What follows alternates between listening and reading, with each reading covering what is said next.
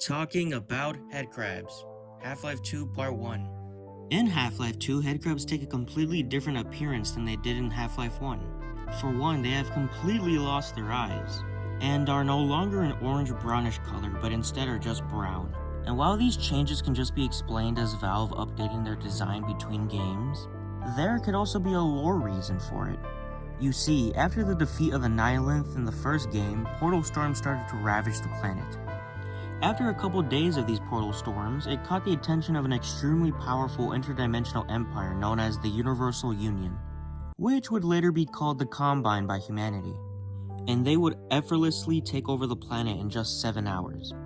The Combine then proceeded to rule over Earth for the next 20 years, and of course, with humanity being subjugated by the Combine, they formed a resistance. The Combine took notice and used many methods to control this resistance. One of them being, you guessed it, headcrabs. The Combine would stuff headcrabs into canisters and fire them into resistance-populated areas, effectively using headcrabs as a bioweapon. But something to note here is that Gnomes and Gonarchs are never seen throughout Gordon's journey of City 17. It's heavily theorized that the Combine genetically engineered these headcrabs to never make it to those stages as to not overwhelm their own forces. So now when a citizen falls victim to a headcrab, they just remain as a normal headcrab zombie and won't progress any further. Speaking of zombies, there are a few more changes done to them in this game compared to the first.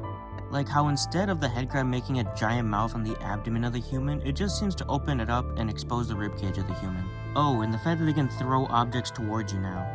These headcrab zombies can also take a beating, since even if you cut them in half, they'll just crawl after you instead. One more thing about these zombies, they have an incredibly disturbing detail about them, and that is the sounds they make.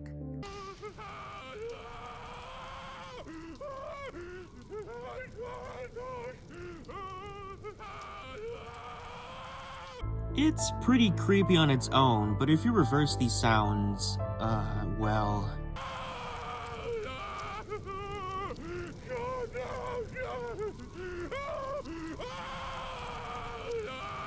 Yeah, this shows when someone falls victim to a headcrab, they are still alive and are very much aware of their situation, feeling their skin tear apart and knowing that they are no longer in control of their own body. I hate to end it here, but I'm gonna need another part to talk about the rest of the headcrab goodness this game offers. So next time we're gonna make a detour to a little town named Ravenholm and talk about what headcrabs it offers. So stay tuned for that, and subscribe for more headcrabs.